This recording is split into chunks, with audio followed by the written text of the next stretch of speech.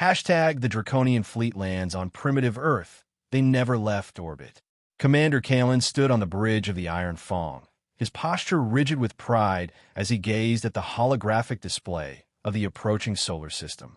The 15 warships of the Draconian battle group moved in perfect formation, their sleek, predatory designs cutting through the void with calculated precision. His crew worked in disciplined silence, each member executing their assigned tasks with the efficiency expected of the Empire's finest. "Status report," Kalen ordered, his voice sharp in the hushed atmosphere of the command deck. "All systems optimal, Commander," his executive officer replied. "We'll reach Earth orbit in approximately 6 hours." "Excellent. Prepare the officers' briefing room. I want all section leaders present in 1 hour." When the briefing commenced, Kalen stood before his assembled officers, his tall, scaled form imposing even among his own kind.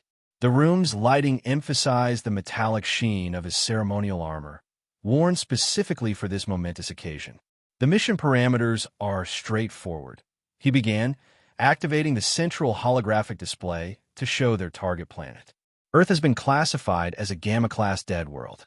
While the environment is highly inhospitable, excessive gravity, toxic oxygen atmosphere, and extreme temperature variations, it possesses abundant mineral resources that the Empire requires. The blue-green planet rotated slowly in the display, looking deceptively peaceful. Indigenous technology has been assessed as primitive, based on our long-range analysis of their radio transmissions and atmosphere composition. We've detected evidence of basic industrialization, some rudimentary space technology, but nothing that poses a threat to our forces. Kalen's mandibles clicked with what passed for a smile among his species. This will be a standard appropriation operation. Science Officer Lyra raised a slender arm. Unlike Kalen's rigid posture, her movements carried a fluid grace that marked her as from the academic caste. "Commander, I've been analyzing the sensor data, and there are some unusual energy signatures in the upper atmosphere that don't align with our classification protocols." Kalen's eyes narrowed. "Explain." "It could be nothing, perhaps a quirk of their atmospheric composition, but the patterns seem too regular for natural phenomena. I recommend additional scans before we commit to the landing sequence." The commander waved a dismissive hand. "Your caution is noted, Science Officer, but unnecessary. The probability of significant resistance from a species at this development stage is negligible. Our shields can withstand anything they might throw at us, even if they've developed basic nuclear capabilities." He turned back to the assembled officers. "Prepare the heavy landing craft and environmental armor for the ground troops. I want the first wave ready to deploy the moment we achieve stable orbit." Among the officers, there was a ripple of what might be interpreted as laughter, a clicking, hissing sound. The thought of the soft, vulnerable creatures on the oxygen-rich world below attempting to resist the Empire was almost amusing. "Remember," Kalen continued, "the gravity and atmosphere will be lethal to any unprotected Draconian. Full environmental protocols will be enforced for all landing parties. Let's make this quick and efficient. The Empire rewards success, and I intend for all of us to be well rewarded." As the meeting disbanded, Kalen remained, studying the holographic Earth with predatory anticipation. Another conquest for his record, another primitive world brought under the Empire's control. Simple, straightforward, and by the book. Deep beneath the Tibetan Plateau, in a facility unknown to all but a handful of Earth's 8 billion inhabitants, General Eva Rostova received the alert she had been preparing for her entire career. The Unified Earth Space Defense Command, UESDC, had been established 50 years ago, following the first detection of non-terrestrial communications. For decades, they had worked in absolute secrecy, developing the Aegis network, a complex, multi-layered orbital defense system designed specifically for the day that had finally arrived. "Confirmation on multiple unidentified objects on approach vector," announced the sensor specialist, his voice remarkably steady given the circumstances. "Formation consistent with artificial origin. Current velocity indicates deceleration for orbital insertion." General Rostova, A tall woman with steel-gray hair pulled into a tight bun, nodded once. Her expression remained impassive, betraying none of the adrenaline now coursing through her veins. Activate Aegis. Full combat readiness. Silent protocol. Dr. Eris Thorne, the civilian strategic advisor to USDC, stood beside her, his dark eyes focused intensely on the main display. Where Rostova was all. Military discipline. Thorne embodied analytical precision, the architect of Earth's asymmetric response strategy. Their positioning for high orbit, he observed quietly. Consistent with the reconnaissance before landing scenario we modeled. Then our simulations were correct, Rostova replied. They believe us primitive. Let's ensure they learn otherwise. She turned to her communications officer. No public alert. Not yet. We'll let them make the first move before revealing our hand.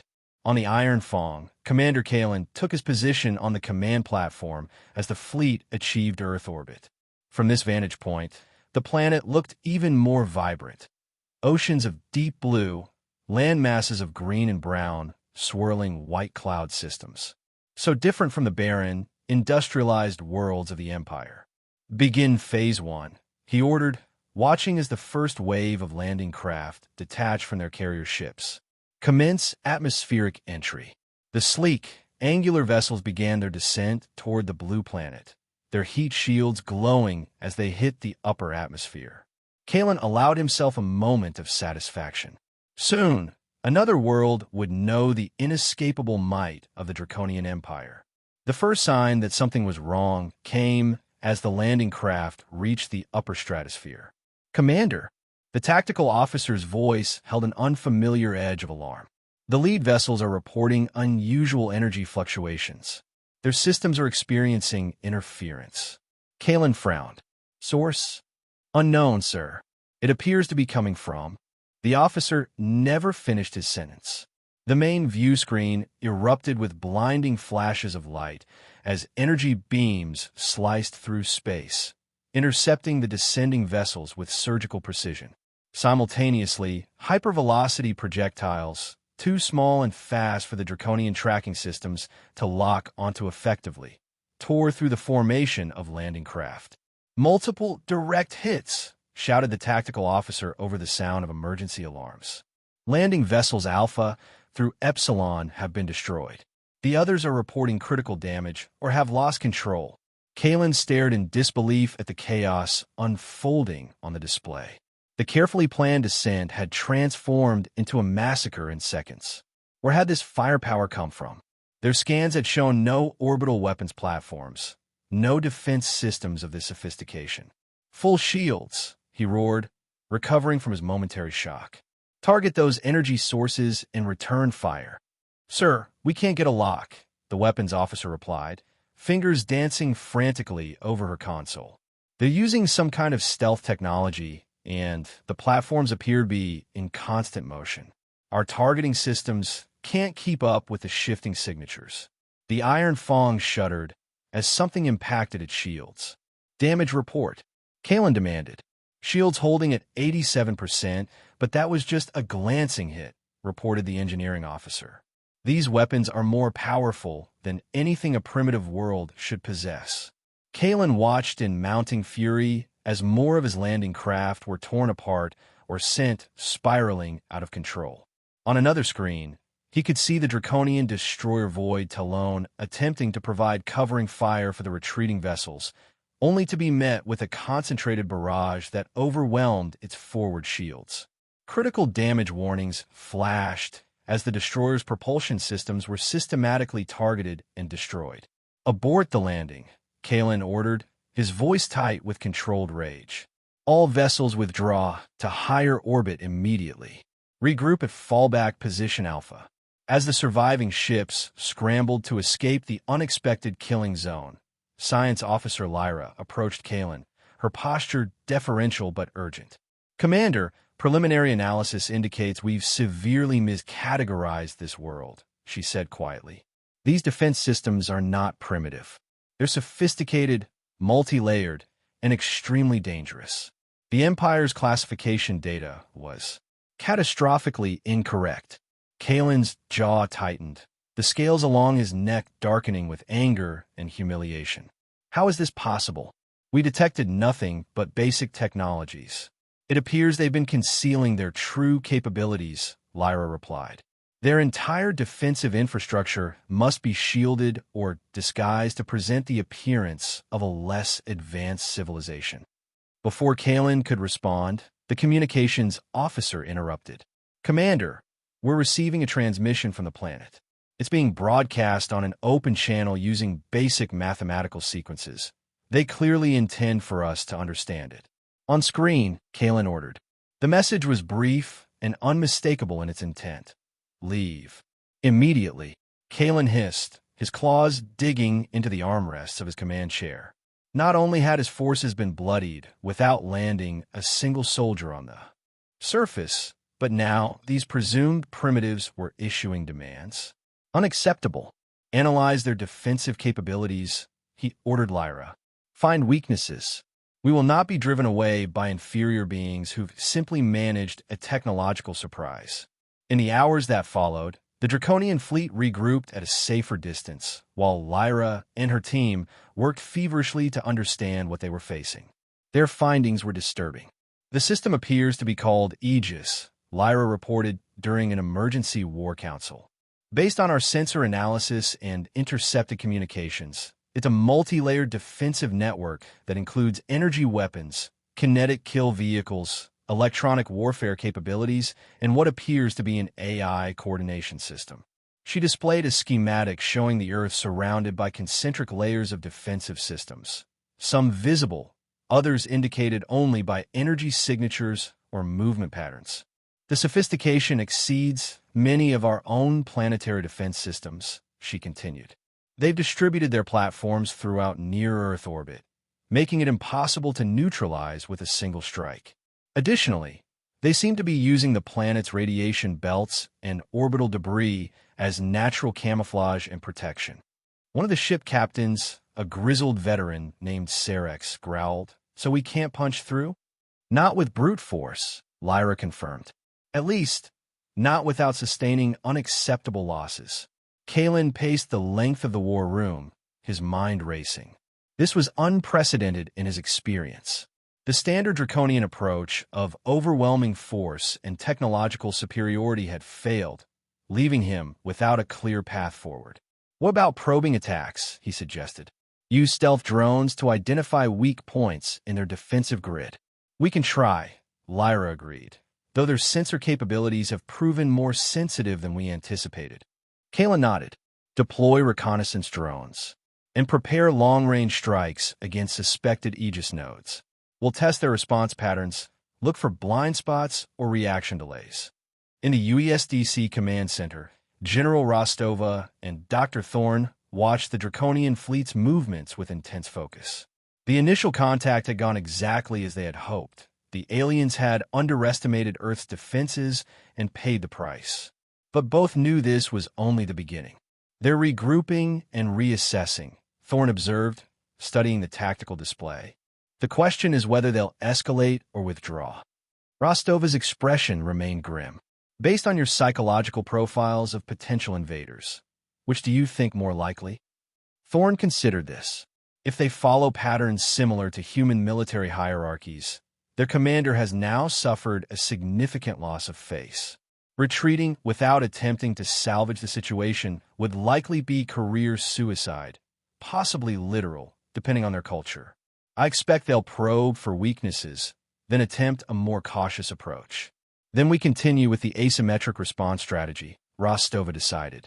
Unpredictable defense patterns, rotating weapons platforms, false signatures to confuse their targeting systems. And the disinformation campaign? A rare, cold smile touched Rostova's lips. "Initiate as planned. Let's see how they handle uncertainty." The next 12 hours brought a series of probing attacks from the Draconian fleet. Stealth drones attempted to penetrate Earth's defensive envelope, only to be intercepted by autonomous hunter-killer satellites that seemed to anticipate their approach vectors.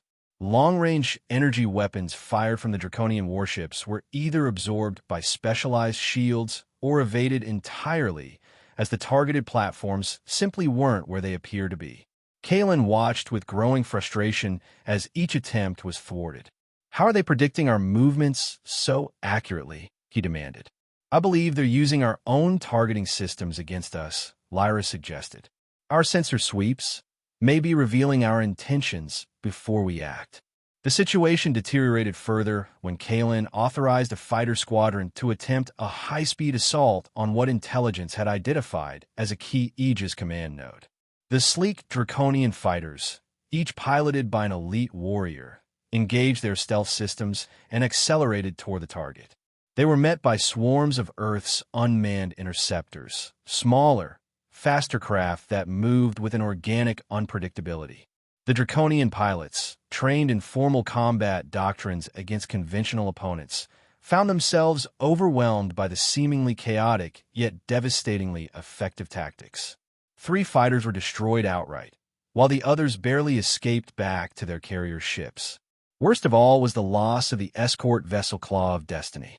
Acting on seemingly reliable sensor data, it had moved to neutralize what appeared to be a weakly defended weapons platform, only to discover too late that it had been lured into a sophisticated trap, a field of stealth mines that detonated in sequence, overwhelming its shields and crippling its propulsion systems. The ship drifted, powerless, as Earth's defense systems methodically disassembled it. Pressure mounted within the Draconian command as casualties increased with nothing to show for them.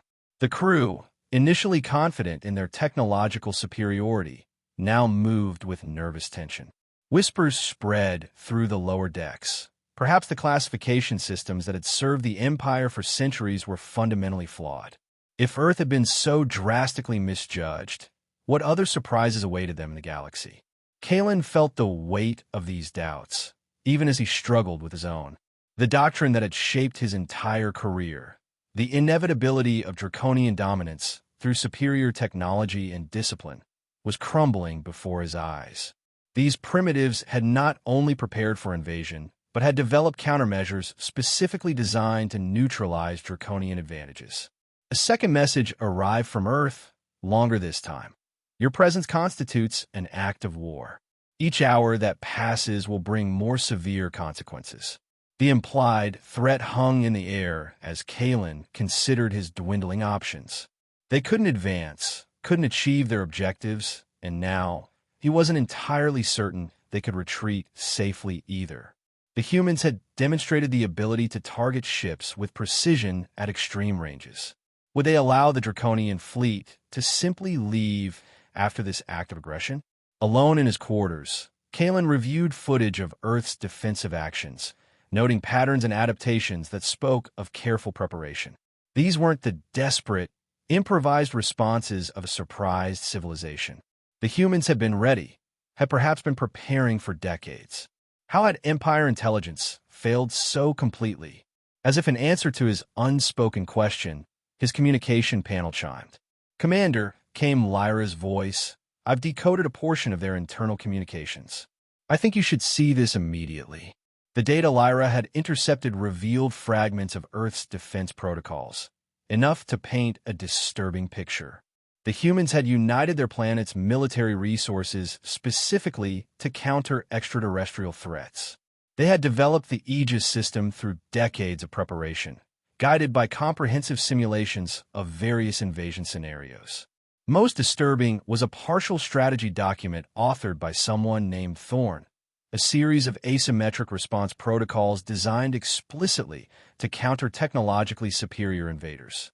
The document referenced historical Earth conflicts where numerically or technologically inferior forces had successfully repelled stronger invaders through environmental knowledge, adaptability, and psychological warfare.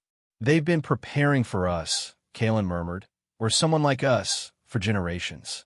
"Not just preparing," Lyra corrected. "Learning, adapting." Their defensive strategies show a remarkable ability to analyze our tactics and develop countermeasures in real time. Kalen found himself developing a reluctant respect for these supposed primitives. Their world might be harsh by Draconian standards, the crushing gravity, the corrosive oxygen atmosphere, but perhaps those very challenges had forged a species of unexpected resilience. They had turned their orbital space into an impenetrable fortress without revealing its existence until the moment of attack. His contemplation was interrupted by an urgent summons to the bridge. There, Captain Vorax of the destroyer Eternal Vigilance was demanding an audience. "We cannot continue this ineffective probing," Vorax snarled once the connection was established. His scales were darkened with anger, eyes narrowed to slits. "I propose a concentrated suicide run against their primary command center. We can sacrifice my vessel to create an opening for the rest of the fleet." "And where is this command center?" Kalen asked coolly. "Our analysis suggests it's located beneath their northern polar region," Vorax replied. "A mass driver attack at maximum acceleration could penetrate their defenses before they could respond." "Your analysis is flawed," Kalen stated flatly. "We have no confirmed location for their command center, and given their demonstrated capacity for disinformation, any obvious target is likely a trap. I will not authorize a suicide mission based on guesswork." Vorax's mandibles clicked in barely suppressed rage. "Then what do you propose, Commander? We've lost 3 ships and dozens of fighters. Every hour we remain here diminishes the glory of the Empire. We will continue to gather intelligence and seek weaknesses," Kalen insisted. "Rash action will only—" The ship-wide alert klaxon cut him off mid-sentence. "Unknown energy surge detected," shouted the tactical officer. "Massive electromagnetic disturbance approaching." Before Kalen could issue orders, the view screens flickered and died. Emergency lighting activated as the Iron Fang's primary systems went offline. Throughout the bridge, consoles sparked and shut down as a powerful electromagnetic pulse washed over the vessel. "Backup systems," Kalen ordered into the sudden darkness. "Give me weapons and shields." For agonizing minutes, the flagship drifted powerless, vulnerable to any follow-up attack. When systems finally began to restore, the damage assessment painted a grim picture. The EMP weapon, a technology the Draconians had believed beyond Earth's capabilities, had temporarily disabled nearly half the fleet. While the effect was not permanent, it had demonstrated yet another unexpected capability in the humans' arsenal. Most alarmingly, during the blackout, Earth forces had maneuvered into position for a killing strike against the Iron Fang itself. Only the unexplained decision to hold fire had saved Kalen's flagship from destruction. A message followed. This was a demonstration. The next will not be a warning. Standing on his bridge, surrounded by damaged systems and a demoralized crew, Kalen faced the stark reality of his situation. They were trapped in orbit around a world they couldn't conquer, couldn't escape from with certainty, and couldn't outlast in a war of attrition. Every Draconian certainty had been systematically dismantled by these supposedly primitive humans. He stared at the three-dimensional image of Earth slowly rotating before him. No longer a dead world, but an impregnable fortress. The most difficult decision of his career now loomed before him. Through the artificial night of his quarters, Kalen contemplated options that would have been unthinkable mere days ago. The Empire's protocol was clear: success or death. Retreat was cowardice. Negotiation with inferiors was weakness. But what when those inferiors held all the tactical advantages? Dawn, or the ship's approximation of it, found him on the bridge, his decision made. "Open a communication channel to Earth's Defense Command," he ordered, his voice steady despite the unprecedented nature of his command. His communications officer stared in shock. "Commander? You wish to speak with them?" "Edo. Transmit a request for temporary cessation of hostilities and establish a secure video link." The bridge fell silent, the crew exchanging glances that mixed confusion with something dangerously close to relief. None had expected to survive this mission, yet now a possibility, however slim, had appeared. After tense minutes of waiting, the main view screen activated. 2 humans appeared, a female with silver-gray hair and cold eyes that reminded Kalen of the Empire's most seasoned generals, and beside her, a dark-skinned male with an analytical gaze that seemed to dissect everything it touched. "This is General Eva Rostova, Unified Earth-Space Defense Command, the female announced without preamble. With me is Dr. Eris Thorne, Chief Strategic Advisor. State your purpose, Draconian Commander.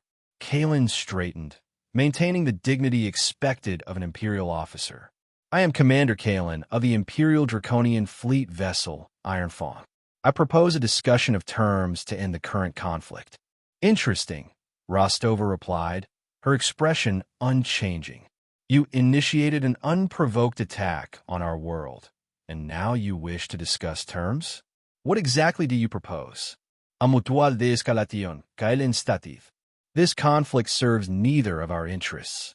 The human called Thorne spoke for the first time, his voice measured and precise. Perhaps it will be more accurate to say it no longer serves your interests, Commander. Your fleet has suffered significant losses, while our defensive capabilities remain largely intact. What do we gain from negotiation rather than continuing until your force is eliminated entirely? The bluntness of the question caught Kalen off guard, though he maintained his composure. You've demonstrated impressive capabilities, but make no mistake, the Draconian Empire spans hundreds of star systems. While you might destroy this fleet, others would follow. A protracted conflict would be costly for both sides. An interesting assertion, Thorne responded. Yet your approach suggests limited intelligence about Earth prior to your arrival. The Empire clearly believed us primitive and defenseless, which raises questions about the accuracy of your other claims. Rostova cut in before Kalen could respond. More importantly, you've seen only a fraction of our defensive capabilities. Each escalation on your part has been met with an appropriate response, but we've by no means revealed our full arsenal. Kalen knew they might be bluffing, but after the series of surprises Earth had already delivered, he couldn't dismiss the possibility they were telling the truth. His own intelligence had proven catastrophically wrong at every turn. What I propose, he said carefully, is a mutual recognition of the current reality. My fleet will withdraw from your solar system, and in exchange, you will allow us safe passage. Unacceptable, Rostova replied instantly. You've committed an act of war against Earth. There must be consequences, or the next Draconian fleet will simply try again with better intelligence. The negotiations continued for hours, a delicate dance of demands and concessions. Throughout, Kalen found himself increasingly impressed by the human strategic acumen. They neither gloated over their advantage nor showed weakness in their position. They negotiated as equals, or rather, as superiors who recognized the value of maintaining their opponent's dignity while extracting maximum advantage. Dr. Thorne was particularly effective at dismantling Draconian arguments, often anticipating Kalen's points before he made them. Your tactical doctrine emphasizes overwhelming force and technological superiority, he observed at one point. It's effective against less advanced civilizations or those unprepared for your specific approach. But it's also predictable and inflexible, a serious vulnerability when facing an adaptive opponent. By the time an agreement began to take shape, Kalen had been forced to concede far more than he'd intended. The final terms were stark. The Draconian fleet would be permitted to withdraw beyond the solar system's heliopause under constant surveillance by Earth vessels.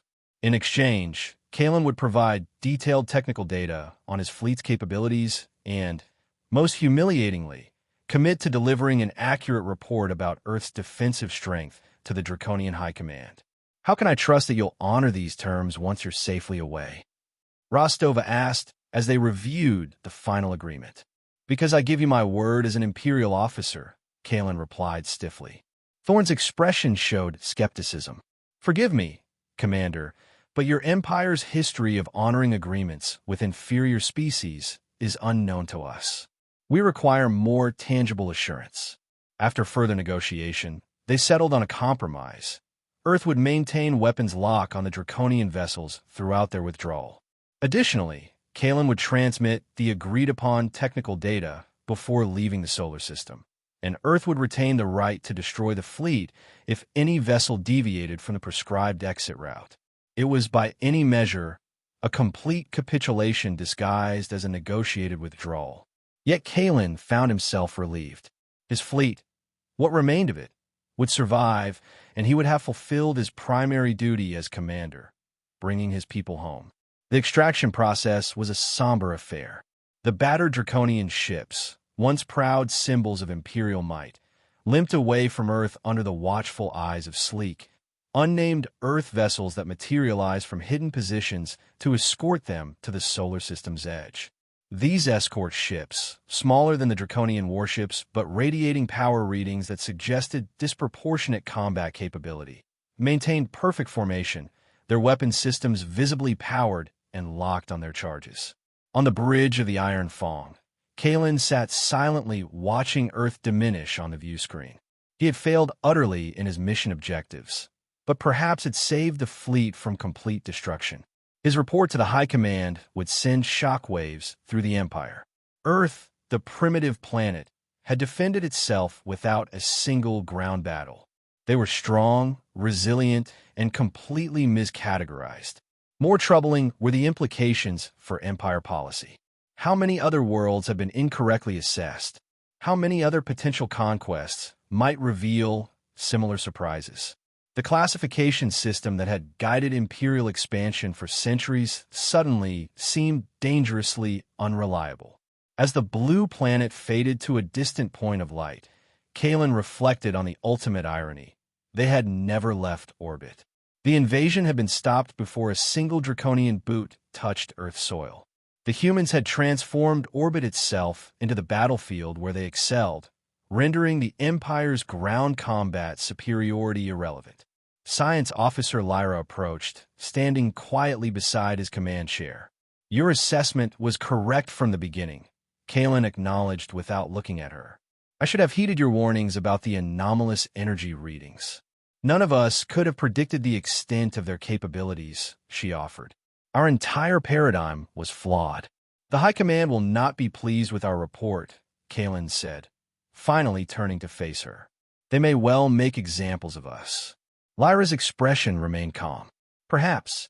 Or perhaps they will recognize the value of accurate intelligence. The Empire has not survived this long by repeating fatal mistakes." Kalen wasn't so certain. The Empire had thrived on conquest and the mythology of its invincibility. His report would challenge both foundational beliefs. Yet the alternative, lying about Earth's capabilities, would only lead to future disasters on an even greater scale. As the fleet passed the orbit of Neptune, Kalen transmitted the promised technical data to Earth as agreed. He included a personal message for General Rostova and Dr. Thorne. "Your world has earned the respect of the Draconian Empire. May that respect foster wisdom in future interactions between our species." Whether that wisdom would prevail remained to be seen. But as the Draconian fleet finally crossed the heliopause and prepared to engage their faster-than-light drives, Kalen knew with certainty that the galaxy had changed.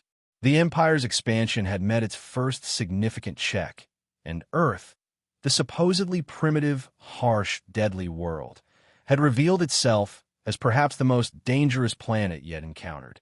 Behind them, Earth continued its peaceful orbit around its yellow star, wrapped in the invisible cloak of Aegis. From the surface, most of its billions of inhabitants remained blissfully unaware how close they had come to invasion, or how effectively their hidden guardians had turned the invaders away without ever leaving orbit.